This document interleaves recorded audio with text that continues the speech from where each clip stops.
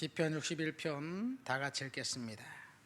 하나님이여 나의 부르짖음을 들으시며 내 기도에 유의하소서. 내 마음이 약해질 때 땅끝에서부터 주께 부르짖어오니 나보다 높은 바위에 나를 인도하소서. 주는 나의 피난처시요 원수를 피하는 견고한 망대이심이니이다. 내가 영원히 주의 장막에 머물며 내가 주의 날개 아래로 피하리이다. 셀라. 하나님이여 주께서 나의 서원을 들으시고 주의 이름을 경외하는 자가 얻을 기업을 내게 주셨나이다. 주께서 왕에게 장수하게 하사 그의 나이가 여러 대 미치게 하시리이다. 그가 영원히 하나님 앞에서 거주하리니 인자와 진리로 예비하사 그를 보호하소서.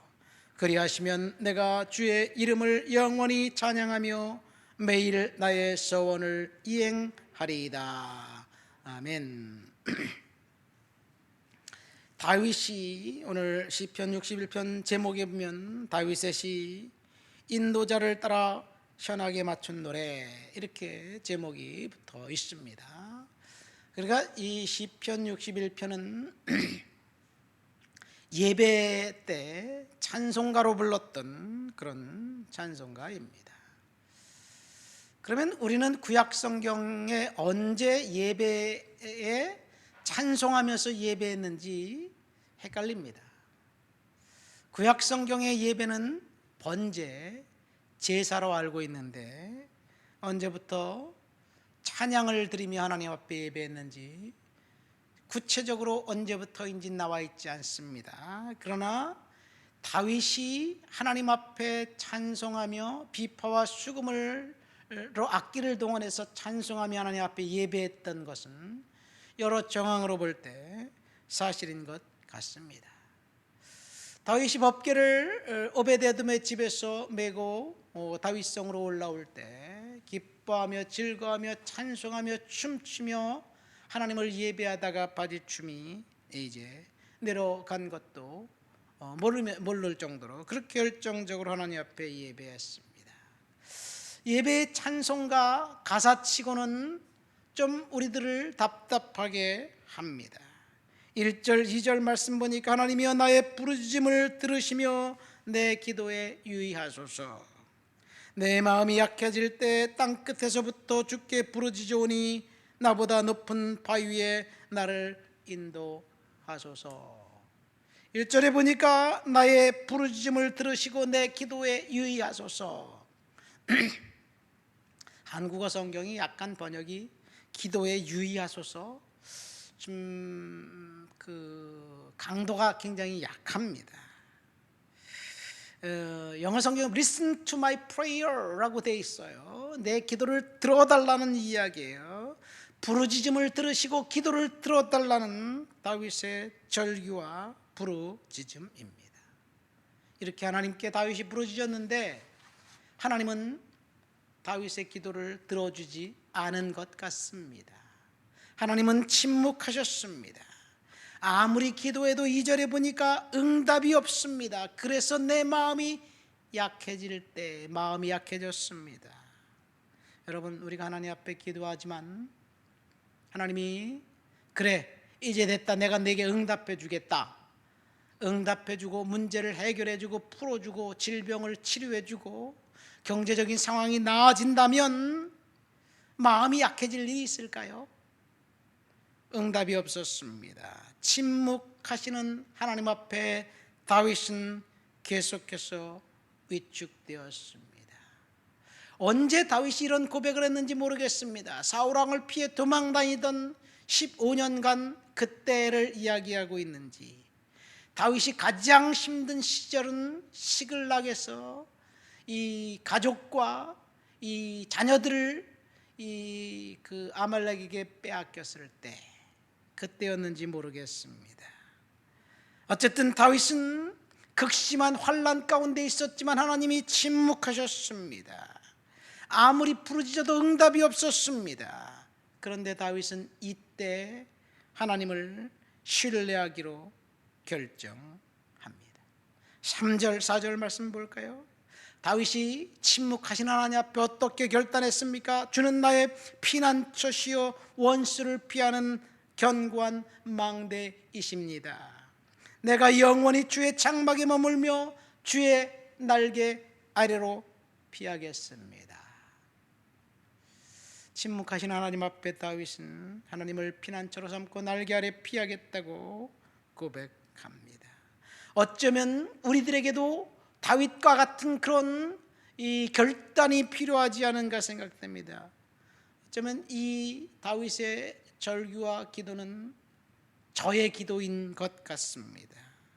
하나님 앞에 충성하고 헌신하고 순종했고 하나님 앞에 열심히 기도했고 하나님 앞에 지금도 부르짖고 있지만 응답이 없습니다. 해결될 기미가 보이지 않습니다. 그렇지만 하나님이 일하지 않는 것이 아니라 하나님은 일하고 계신 것이에요. 다윗이 하나님 앞에 이제 절망, 낙심, 좌절 이런 것 가운데 그냥 스스로 자신을 파멸해 던진 것이 아니라 하나님을 피난처로 삼았습니다. 피난처는 하나님 앞에 도망가서 그 자리에서 하나님의 안전을 하나님 앞에 맡기는 것을 이야기하죠. 주의 날개 그늘 아래 피하겠다고 결단합니다. 제가 느헤미야서를 읽으면서 한 가지 깨달은 것이 있어요.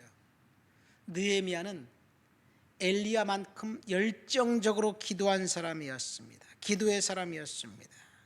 느헤미야가 페르시아 왕궁의 술 맡은 관원으로 아닥사스다 왕을 섬기다가 예루살렘 성이 허물어지고 성문들이 불탔다는 소식을 듣고 금식하며 기도하는 장면이 나옵니다. 느헤미야는 금식하며 기도했습니다. 폐허가 된 예루살렘 그 성을 보면서 이제 백성들의 수치에 대해서 절망하면서 하나님 앞에 이 절망에 빠진 사람들을 위해서 금식하며 기도했고 마음이 찢어지도록 기도했습니다. 그런데 느헤미야를 끝까지 읽어보면요, 그렇게 열심히 기도했는데 특별한 일이 일어나지 않습니다. 기적도 일어나지 않습니다. 천사도 찾아오지 않습니다. 하나님이 그에게 찾아가서 이제 됐다, 내가 내게 응답해 주겠다 그런 말도 없습니다. 엘리야 선지자가 기도할 때는 엄청난 일이 일어났잖아요. 천사가 찾아와서 어루만지고 하늘에서 불이 떨어지고 그리고 이 놀라운 기적들이 엘리야가 기도하기만 하면 3년 6개월 동안 비도 안 오고 그런 일이 있었는데 느헤미야가 기도했을 때 아무 일도 일어나지 않습니다. 초자연적인 능력도 나타나지 않았습니다. 그런데 그는 기도로 성벽을 재건했고 기도로 성을 회복시켰습니다. 느헤미야는 이렇게 고백합니다. 내가 기도했고 우리가 건축했다. 예루살렘 성벽은 완공되었습니다. 느헤미야가 기도할 때 아무런 일도 일어나지 않았지만 그 어떤 기적보다도 더 대단한 성취가 있었습니다. 수많은 적군들이 그를 치려고 했지만 한 손으로는 공사 도구를 들고 한 손으로는 칼을 들고 창을 들고 그렇게 공사를 진행했습니다. 여러분, 우리가 기도할 때 아무 일도 일어나지 않는다 할지라도 아무 일도 일어나지 않는 것이 아닙니다. 어쩌면 기도할 때 우리가 원했던 것과 다른 일들이 일어날 수도 있습니다. 모니카라는 여성이 있었습니다. 그는 날마다 아들을 위해서 기도했습니다. 눈물 뿌려가며 기도를 했습니다. 기도하면 기도할수록 그 아들은 쾌락을 쫓아 방탕했습니다. 어머니가 기도하면 더 삐뚤어 나갔습니다. 어머니에게 어느 날 그 아들이 이야기합니다. 엄마, 나 여기 살고 싶지 않아요. 큰 도시로 가서 살래요. 쾌락을 쫓아 큰 도시로 가겠다는 그 아들을 보면 가슴이 미어졌습니다. 눈물로 가슴을 치면서 그 아들에게 아들아, 가지 마라. 엄마 옆에 있었으면 좋겠다. 오늘 엄마가 교회 가서 기도하는데 너 내 곁에 있으면 좋겠다. 그래서 그 아들이 생각했어요.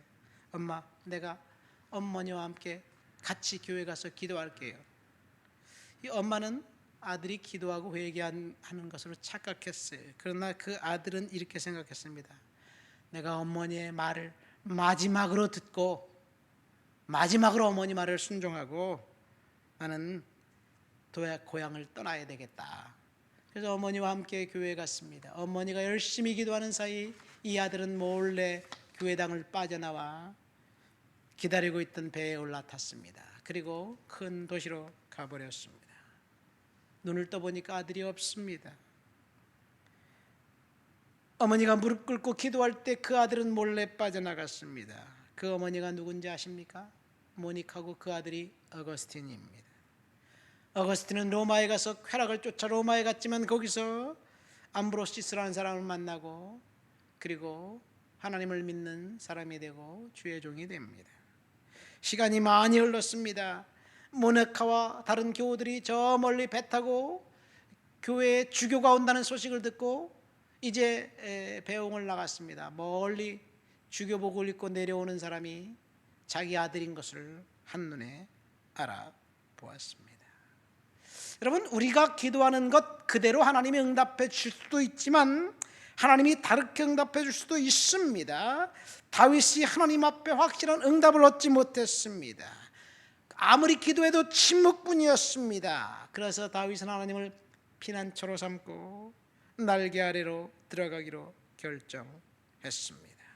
하나님을 신뢰하기로 한 거지요. 우리가 우리의 인생을 하나님이 간섭하신다는 사실을 알고 우리는 하나님을 신뢰해야 될 줄 믿습니다. 다윗은 하나님을 피난처로 삼으면서 이제 이렇게 이야기합니다. 5절 6절 보세요.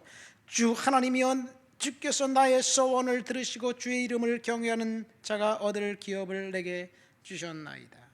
주께서 왕에게 장수하게 하사 그의 나이가 여러 대 미치게 하리이다. 다윗은 철저한 침묵의 시간에 하나님 앞에 소원하면서 기도합니다. 다윗이 소원을 들으시고 주의 이름을 경외한다는 말은 무엇입니까? 한 가지 작정과 한 가지 고백이에요. 한 가지 작정은 소원입니다. 한 가지 고백은 그래도 하나님을 두려워하겠다는 고백입니다. 침묵하는 하나님 앞에 제대로 하나님을 섬기는 성도라면 아직도 내가 무엇이 부족한 것이 뭘까? 이 상황에서 하나님 원하는 것이 뭘까? 하나님 앞에 묻는 거겠지요. 하나님이 침묵하실 때 많은 사람들이 실망하고 절망하고 떠납니다. 그러나 우리는 하나님 앞에 소원을 하면서 하나님 앞에 기도하면 하나님 반드시 들어줄 줄 믿습니다. 한나를 보세요. 하나님 앞에 소원하며 기도했을 때 이제 사무엘이라는 아들을 하나님이 주셨습니다. 상황이 좋게 흘러가지 않는다 할지라도 하나님을 신뢰하기를 멈추지 마시기를 예수님의 이름으로 축원드립니다. 하나님 아버지 감사합니다. 침묵하신 하나님 앞에 다윗처럼 하나님을 피난처로 삼고 하나님을 날개 아래 우리의 인생을 의탁하도록 주여 도와 주시옵소서. 예수님의 이름으로 기도합니다. 아멘.